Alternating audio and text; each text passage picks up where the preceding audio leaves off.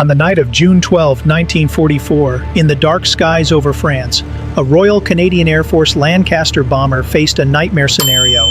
What began as a dangerous but routine bombing mission against German targets turned into a desperate fight for survival. At the heart of this story is a gunner named Andrew Mynarski, whose final actions would echo through history as one of the most selfless acts of World War II. Flight Officer Andrew Mynarski was stationed in the mid-upper turret of Lancaster KB726, part of a force of over 600 Allied bombers bound for northern France. The night sky was alive with danger. Searchlights swept across the horizon, locking onto bombers and exposing them to German night fighters. At the controls, pilot Arthur DeBrain, just 22 years old, warned his crew, "Looks like fighters out there, boys. At least there's no flak." His optimism was short-lived. The tail gunner Pat Brophy spotted flashes below. "Light flak under us, skipper?" Seconds later, searchlights fixed on KB726, blinding the crew. DeBrain threw the bomber into a violent corkscrew maneuver to evade the beams. For a brief moment it worked. They escaped the lights. But the danger was far from over. Unseen in the darkness, a German Junkers Ju-88 night fighter stalked the bomber. Brophy's voice cut through the intercom. "Enemy behind us, 6 o'clock. Again." DeBrain maneuvered sharply while Brophy tried to get the intruder in his sights. But the Ju-88 pilot had a deadly advantage: two upward-firing cannons that allowed him to attack from beneath, out of the Lancaster's defensive range. Tracer fire from Brophy streaked past the German cockpit, but the night fighter's return fire was devastating. 20mm shells ripped through KB726's left wing, destroying the port engines. Fuel tanks erupted into flame, and shrapnel tore through the fuselage, severing electrical and hydraulic lines. A raging inferno spread inside the bomber. With instruments failing and the aircraft pulling hard to the left, DeBrain knew they wouldn't stay airborne for long. "We've lost the port engines. Bail out, quickly!" The crew scrambled for their parachutes. But at the rear, Brophy's intercom had gone dead. He didn't hear the order or the shouts of his crewmates. Worse, flames blocked the entrance to the main fuselage. His turret hydraulics had failed, locking the doors in place. Trapped and without his parachute, which was stored in the main fuselage, he was seconds from being consumed by fire.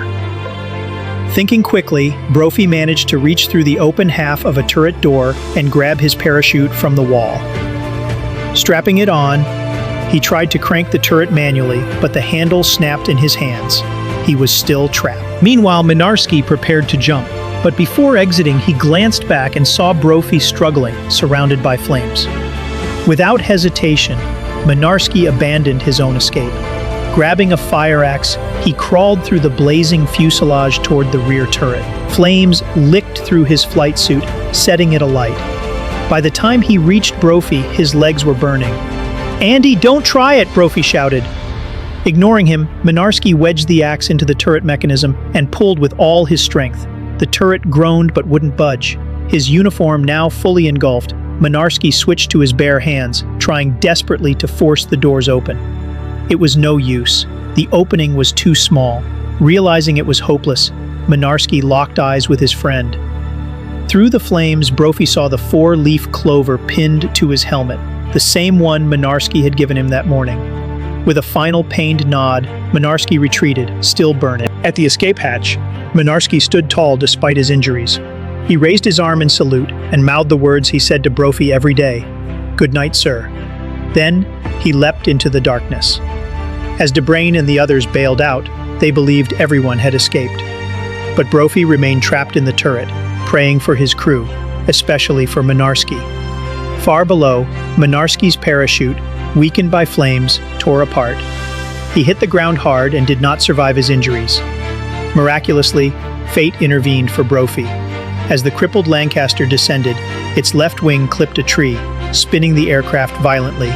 The rear turret tore free from the fuselage and crashed into the forest, throwing Brophy clear.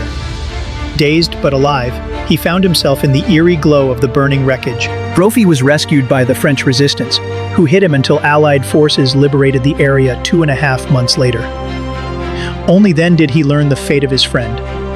Haunted by the knowledge that Mynarski had died trying to save him, Brophy dedicated his life to telling the world about his friend's sacrifice. In recognition of his extraordinary bravery, Andrew Mynarski was posthumously awarded the Victoria Cross, the highest military honor in the Commonwealth. The story of Andrew Mynarski is one of those rare moments in wartime where pure selflessness outshines the darkness of conflict. Facing certain death, he chose not to save himself, but to risk everything for his friend. In doing so, he left behind a legacy of courage and loyalty that continues to inspire generations.